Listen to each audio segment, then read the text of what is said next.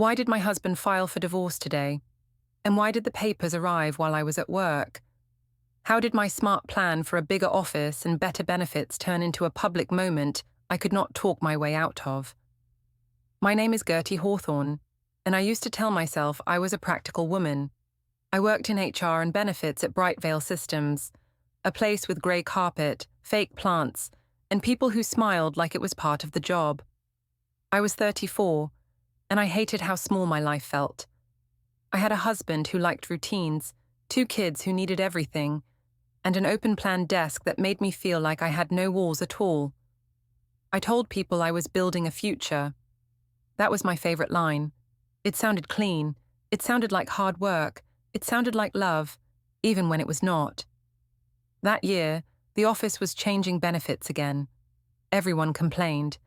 People asked me questions at my desk while I tried to eat lunch. Someone once leaned over and read my screen like it was normal. I laughed with them, but inside, I felt like I was being watched every minute. Then Damien Price started stopping by. Damien was the director of operations.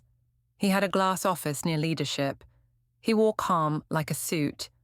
When he walked through the open plan area, people sat up straighter. The first time he came to my desk, he asked how the benefits rollout was going. I said it was messy, but I could handle it.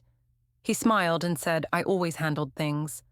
Small words like that can feel like a hand on your back. They push you forward. He started asking me to join him for quick check-ins. I told myself it was normal. I told myself it was good for my career. I told myself my husband would not understand how work really worked.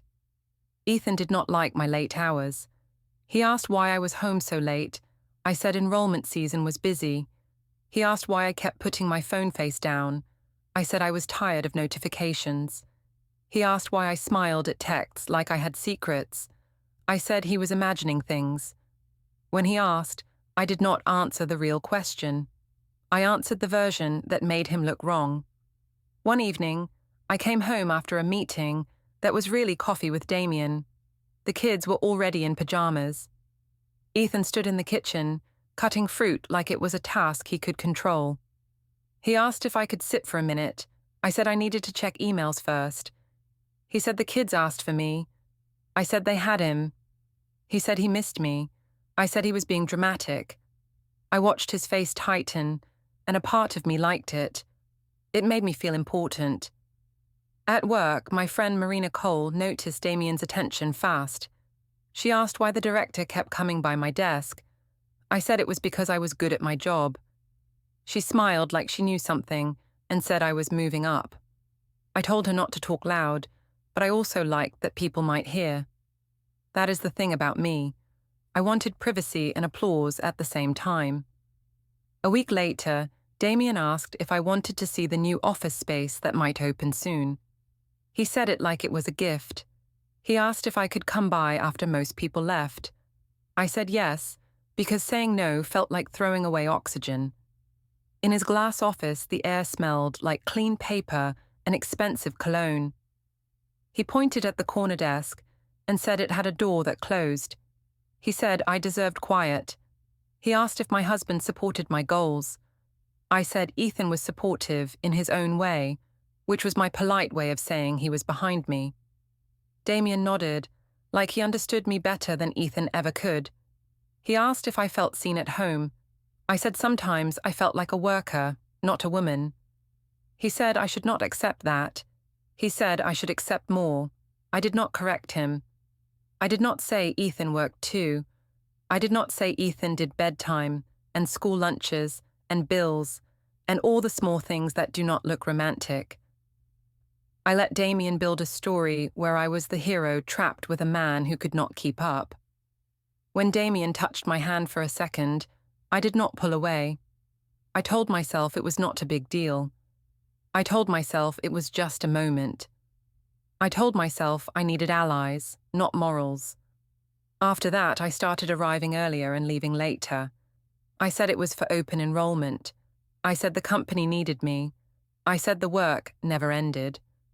Ethan asked why the kids were eating more simple dinners. I said he could cook something better if he cared. He asked why I sounded angry all the time. I said he pushed me. He asked why I never wanted to talk. I said he chose bad times. He asked why my eyes went cold when he asked basic questions. I said he was trying to control me. I started making jokes about him too. Not big jokes, just little ones that made me look strong and him look soft. I said he acted like my manager. I said he loved rules more than people. I said he could not handle a confident wife. My sister Danny laughed when I said it. My mother Lydia nodded like I was finally learning how to protect myself. Ethan heard some of it. I could see it in his shoulders when he walked into a room and everyone got quiet for 1 second. Once, at a small family dinner, Ethan asked why I was checking my phone. I said it was work. My sister asked if Ethan was monitoring me again. I said he worried too much. Ethan's mother Ruth watched me with a flat face. Ethan's father Caleb looked at his plate and stayed calm. I felt like they were judging me, so I pushed harder. I said Ethan did not trust me. I said it was exhausting. I said I deserved peace. Ethan asked me later, in the car, why I said those things. I said he embarrassed me by asking in front of people. He said he only asked because I kept disappearing. I said he was acting insecure. He said he wanted to feel safe with me. I said I could not be his therapist. At home, the kitchen felt smaller every day. One morning, I noticed Ethan's wall calendar had a neat note. Downtown, 9:25 a.m. It was not his work schedule. It was too specific. I asked what it was. He said it was a personal errand. I asked why he wrote it like an appointment. He said he liked being organized. Then he covered it with a magnet from the kids' school, like the note was private. That detail stayed in my head. It made me uneasy, and I did not like feeling uneasy. I liked being the one with secrets. Later that night, I saw him at the table with a folder labeled Bank. He shut it when I walked in. I asked what he was doing. He said he was sorting household papers. I said he was being weird. He said he just wanted things in order. I heard the printer whir, then spit out a blank page. He stared at it for a moment like it meant something. Then he tossed it and smiled at the kids. I told myself it was nothing. I told myself he was trying to scare me. I told myself I was still in control. And the next morning, Damien sent a short message asking if I could come to his office before the team arrived, because he wanted to talk about my future. Damien asked me to come early, so I arrived before the coffee machine even warmed up. The office was quiet in that special way, like the building was holding its breath. I liked it. Quiet made me feel important, like I had access others did not. I walked past the open plan desks and into the hallway near leadership. Damien's office door was half open. He looked up and asked if I wanted tea or coffee. I said coffee was fine. He said I was always working hard. I said some people worked hard and still got ignored. He leaned back and asked what I wanted next. I said I wanted a private office because I handled sensitive benefits work.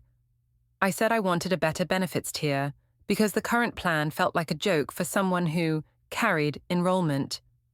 I said I wanted flexibility because I had 2 kids and a husband who acted like my job was a hobby. I watched his face for reactions. He did not look shocked.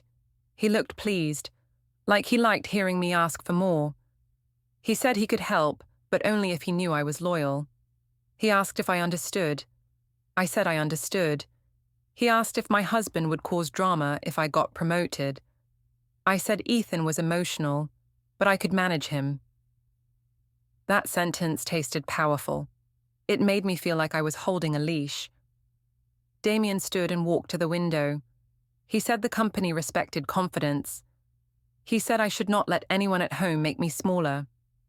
I nodded, like he was teaching me something new, even though I already believed it. Then he pointed at a keycard on his desk and said he could give me temporary access to the small office across from his. He said it was not official yet, but it would help me during enrollment. I smiled and said it would make my work faster. He smiled back and said good. I told myself it was fair. I told myself I earned it. I did not tell myself the other truth, that I liked being chosen. When I walked out, I went straight to the HR copy room. I printed forms and stacked them neatly, like the paper could prove I was innocent. Marina came in and asked why I looked so pleased. I said I finally had support from leadership. She asked if Damien was the reason. I said it was about work, not feelings. She raised her eyebrows and said she would not judge if it helped my career. I liked how she said that. It made my plan sound normal. The next day, I started working in the small office. It had a door that closed, and the silence felt like a reward. People knocked before they entered. People acted like I was higher rank, even without a title change. I used that feeling like fuel. Ethan noticed fast. He asked why I seemed happier. I said work was improving. He asked why I was leaving earlier in the morning. I said I had meetings. He asked why I was coming home later again. I said enrollment had deadlines. He said the timing did not make sense. I said he did not understand how offices worked. He asked why I kept my phone on silent. I said I was tired of being reachable. He asked why I got defensive when he asked simple things. I said he was interrogating me. I made his calm questions sound like attacks. One afternoon, he looked at my phone screen by accident when I placed it on the counter. A message preview popped up from Damien.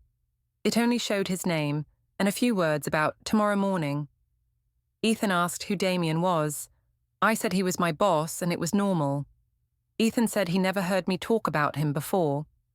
I said that was because Ethan never cared about my work. He asked if I could stop texting outside office hours. I said he was trying to control me. He said he just wanted boundaries. I said he only wanted boundaries when I was doing well. I could see him trying to stay calm, and it annoyed me. Calm made it hard to paint him as the villain. So I pushed the story harder in public.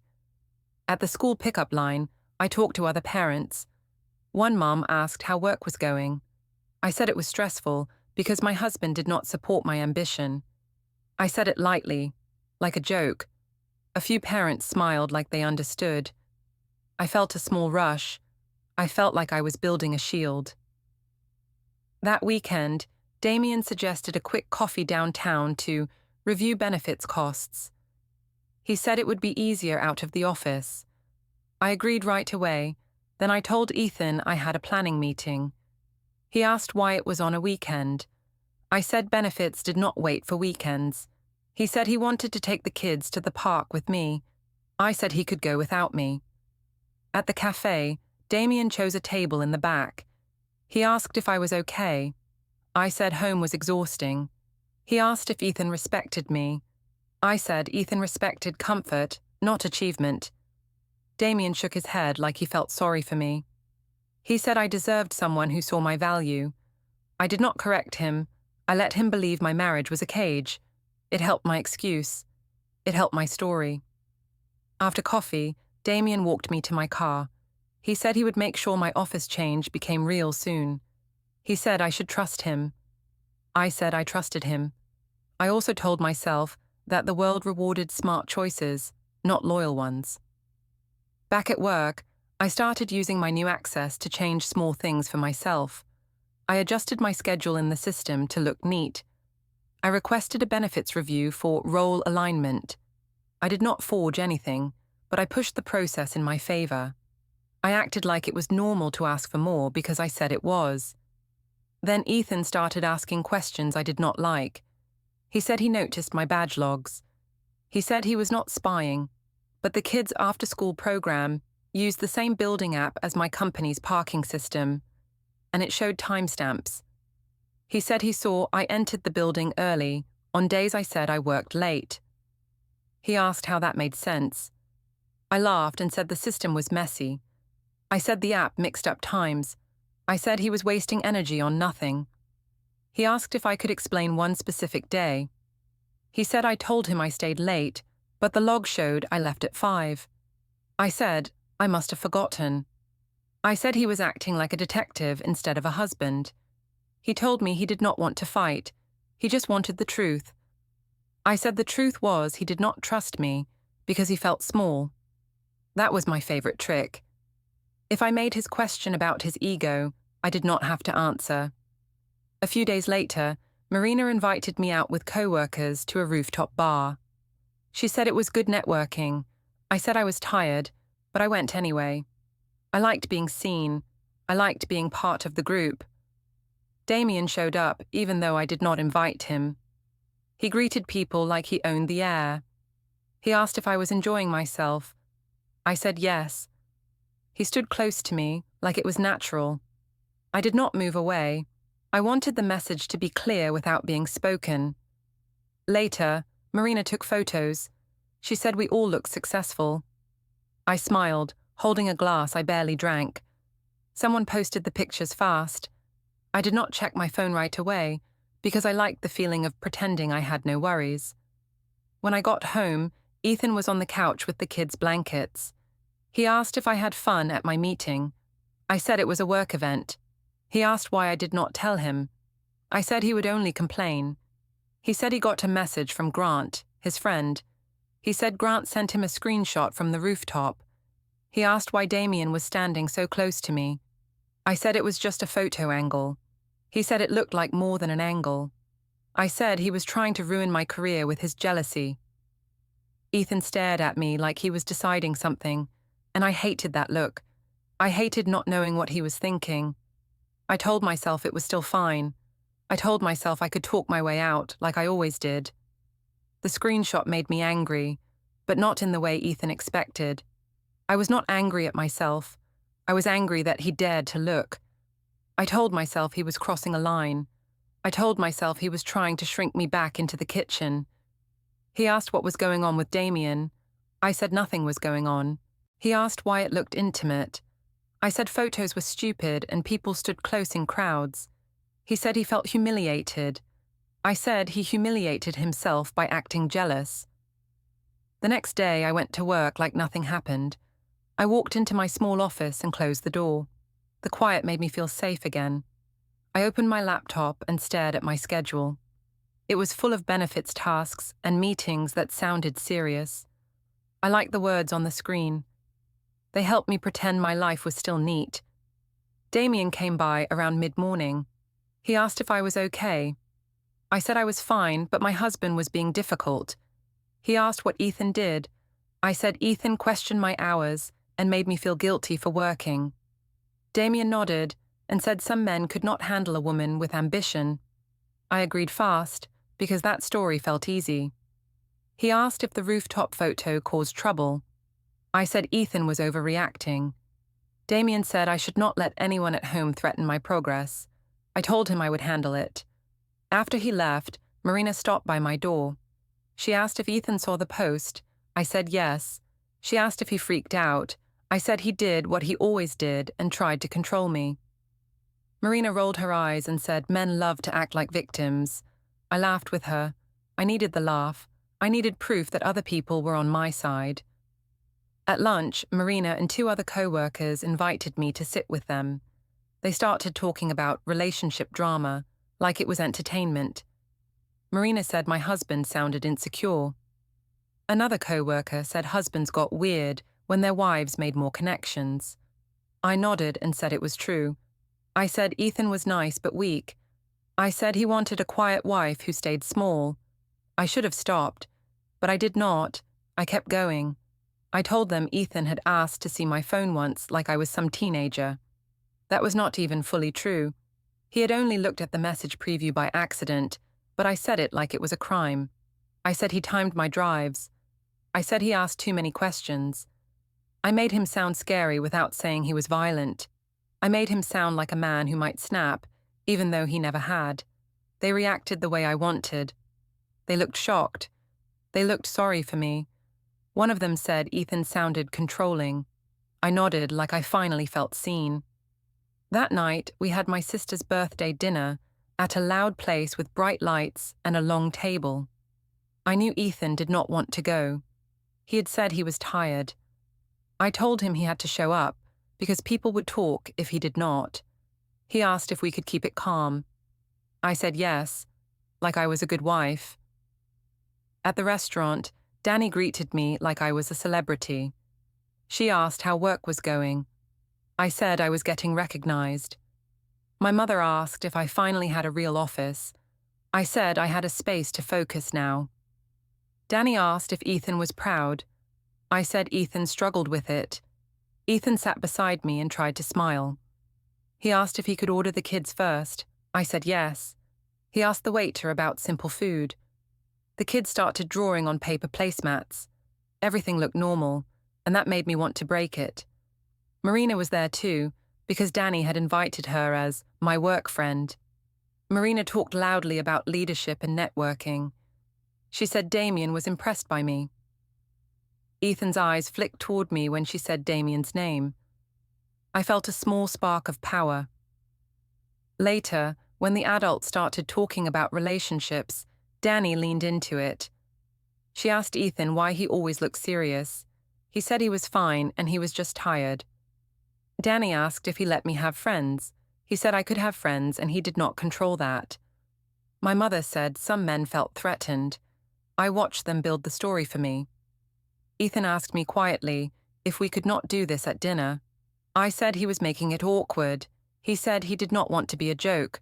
I said he only became a joke when he acted like one. Marina laughed at something Danny said about insecure husbands. I laughed too. A few people at the table smiled like it was harmless.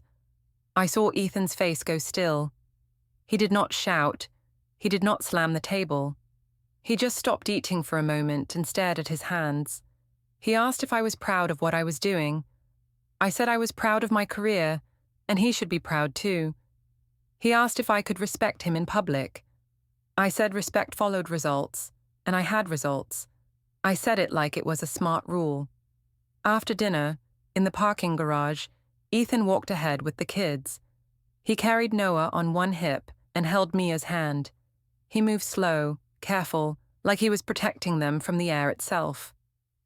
I walked behind, upset that he did not argue more. When we reached the car, he asked if we could talk without the kids. I said he was always trying to trap me in serious talks. He said he felt alone in our marriage. I said he made himself alone by being negative. He asked why I let my sister insult him. I said Danny was joking and he was too sensitive. He asked if I would ever defend him. I said he should not need defending if he acted confident. He said he did not recognize me. I said he never really knew me. We drove home in silence.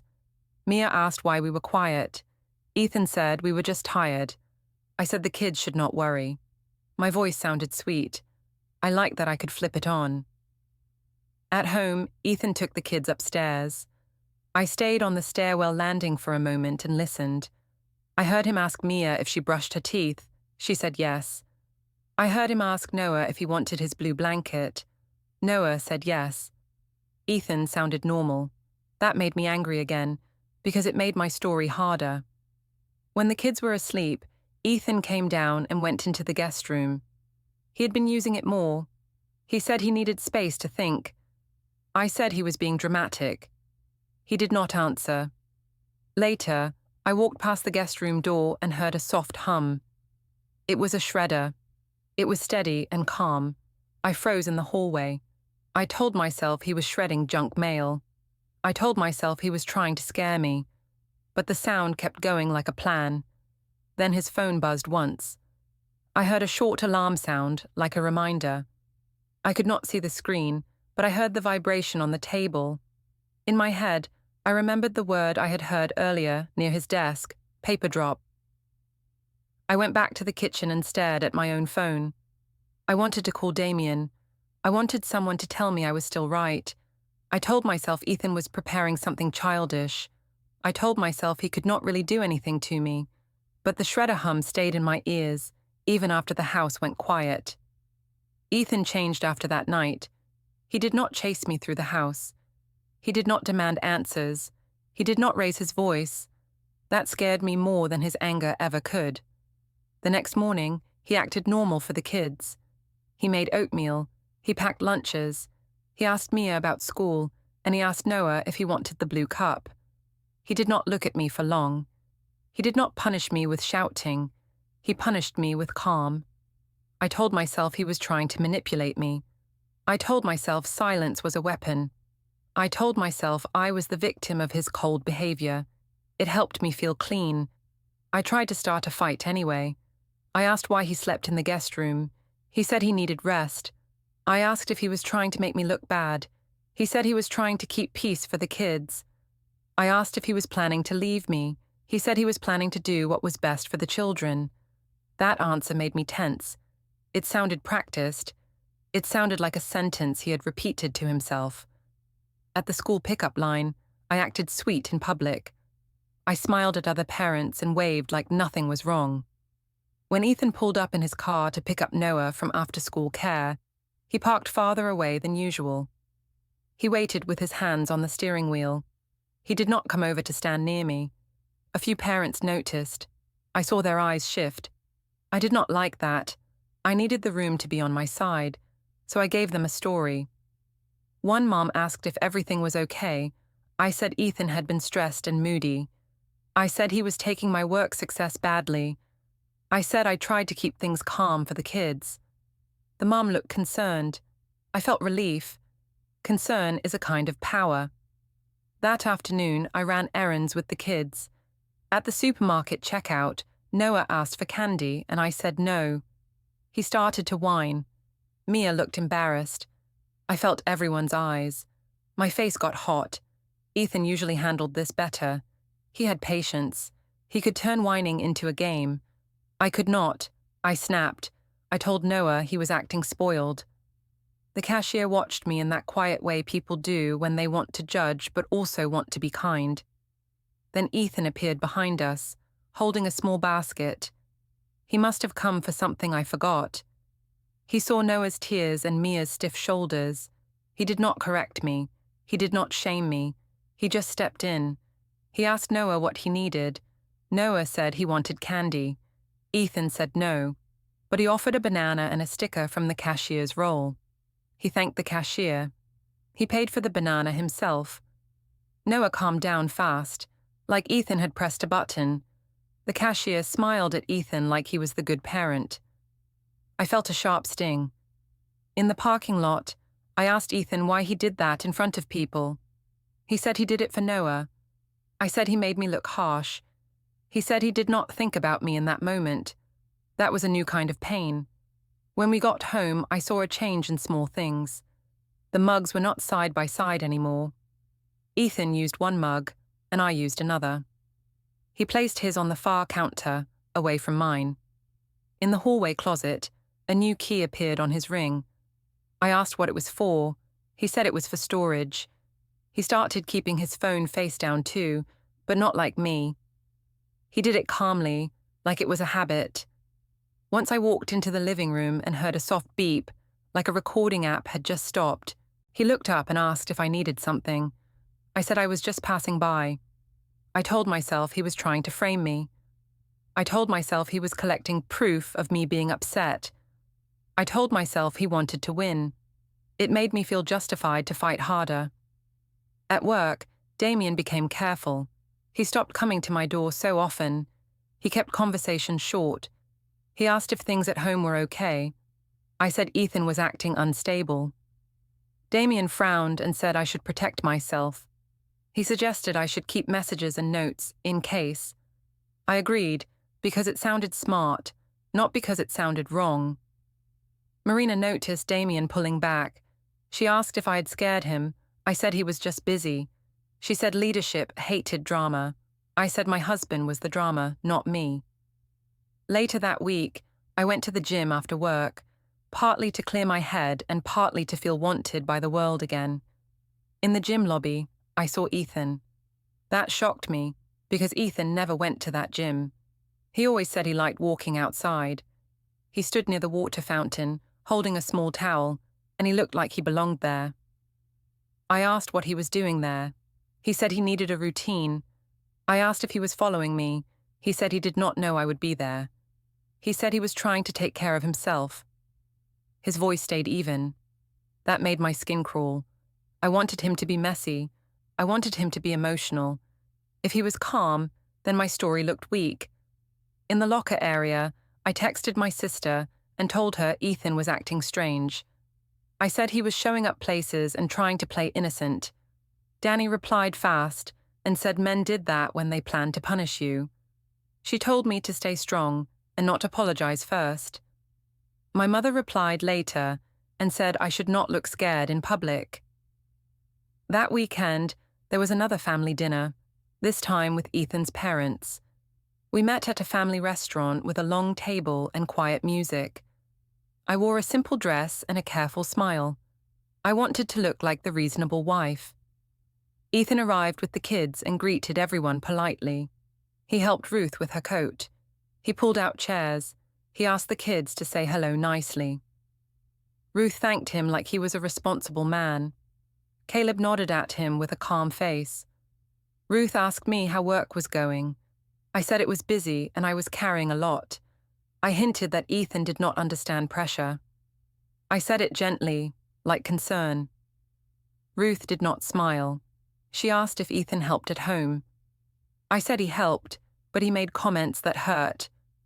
Ruth asked what comments. I said little things, like questions about my time. Caleb looked at Ethan, like he was checking his reaction. Ethan did not react. He just took a sip of water. He asked the kids if they wanted rice or potatoes. He kept his eyes on them. I tried again. I asked Ethan if he planned to stop sleeping in the guest room. He said he planned to keep life stable for the kids. Ruth asked what he meant. Ethan said he wanted routines and calm. My heart beat hard. He sounded like he had rules now. He sounded like he had a script. After dinner, while Ruth packed leftovers into containers, I saw Ethan by the host stand paying quietly. He used a different card than usual. I noticed because the color was not the same. I pretended I did not see. In the car ride home, I asked him why he used that card. He said he was organizing finances. I asked if he was hiding money. He said he was making sure bills were clear. I said he was acting like we were separated. He said he was acting like a parent. When we got home, the kids ran upstairs. Ethan went to the guest room again. I followed him to the doorway and asked if he would at least talk to me like a husband. He said he would talk about the kids, and everything else could wait. I stood there, holding my anger like a cup that might spill. I told myself I could still fix this with the right words. I told myself I could still control the story. Then, as he closed the door, I caught a quick glimpse of his tablet on the bed. The screen showed a clean set of folders, lined up like a plan. I only saw it for a second, but the name stuck in my mind. Archive A, Archive B. Damien stopped acting warm after the rooftop photo. He did not say it directly, but I felt it in the gaps. He used shorter emails. He stopped using my name in the subject line. He stopped walking past my door for no reason. I told myself it was fine. I told myself serious men did not waste time with feelings. I told myself this was the stage where rewards arrived. On Monday morning, I went to his office before the team arrived. I asked if we could talk about the office move and the benefits tier. He asked what I meant by benefits tier. I said I meant the better plan, the one leaders used. He said that was not a simple change. I said I handled the whole enrollment mess and saved the company time. He said he appreciated my work. I said appreciation did not pay for childcare. He asked if things at home were calm. I said Ethan was being difficult. I said he acted cold and tried to punish me with silence. Damien's eyes moved like he was thinking about risk. He asked if Ethan had made threats. I said Ethan did not threaten, but he asked questions like a detective. Damien said questions could become problems. I said Ethan had no power. Damien did not answer right away. He asked if I had told anyone at work about us. I said no, but people talked. I said Marina joked, and it was harmless. Damien said harmless talk could turn into a complaint. I said no one would complain if I got promoted. He said promotions had rules. That annoyed me. Rules were always used to slow me down. I told him I needed a clear answer. I said I wanted the private office to become official and not a favor. I said I wanted the benefits change. I said I wanted a new title on the org chart. I watched his face, waiting for him to give me what I came for. He asked if I understood how this looked. I said it looked like a woman finally getting what she earned. He said it could look like something else. I asked what he meant. He said it could look like influence. I said influence was how the world worked. He said the world worked, but companies had policies. He asked if I could be patient. I said I had been patient for years. He asked if I could keep things quiet. I said I was quiet already. He asked if I could stop bringing home drama. I said I was not bringing drama, Ethan was. Damien leaned forward and said he needed to protect the department. He said he could not be seen as careless. He said we should keep contact clean. I asked what that meant. He said it meant work channels only, and no meetings outside the office for a while. I felt heat rise in my chest. I asked if he was dropping me. He said he was not dropping me. He said he was being smart. I said smart sounded like afraid. He said I should not push him. I said I was the one taking the risk. He looked at his screen and ended the talk by asking me to send a summary of the benefits costs by noon. I left his office, with my hands shaking, but I kept my face calm. I told myself he was testing me. I told myself I just needed to prove I was worth it. At my desk, I opened a spreadsheet and started running numbers. I stared at columns until they blurred. I heard a soft beep from my laptop, a cloud sync sound, and it made me think of Ethan's quiet beeps at home. I did not like that thought, so I swallowed it. Marina came by and asked why I looked tense. I said leadership was being slow. She asked if Damien was acting strange. I said he was busy. She said men got scared when things got real. I laughed like it was funny, but it hit too close. That evening, I did not go straight home. I went to a co-working space downtown, the kind with plants and bright posters about hustle. I told Ethan I had to finish reports in a quiet place. He asked why I could not do it at home. I said the kids were too loud. He said he could keep them busy. I said I needed space. At the co-working lobby, I met Damien for 5 minutes, not inside, just near the entrance. He had suggested it by text, short and careful. He asked if I was okay. I said I was fine, and I needed him to follow through on my upgrade. He said he could not talk long. I said it was not fair to keep me hanging. He said I was making it harder by demanding things at the wrong time. He asked if I had any idea what an HR complaint could do. I said no one would complain if I got what I deserved. He said that was not how it worked. I said I knew the system better than him. He looked tired and said I should go home and fix my marriage. I hated that sentence. It felt like he was putting my life back on my shoulders, like he was wiping his hands clean. I told him Ethan was not my priority. Damien said the kids should be my priority. I said I could handle both. He said he did not want to be part of a family problem. He walked away before I could say more. I stood in the lobby with my phone in my hand, staring at the screen like it might explain what I did wrong. I told myself he was still mine, just stressed. I told myself men always returned when they saw you were strong. On the drive home, I practiced what I would say to Ethan. I wanted to corner him. I wanted him to react. If he reacted, I could show people he was the problem. At home, the kitchen lights were on. Ethan had already fed the kids. The table was wiped clean. 2 plates sat in the drying rack, not 3. I felt a sting again, like the house was making room for my absence. Ethan asked if I ate. I said I was fine. He asked if I could look at Mia's school form. I said I was tired.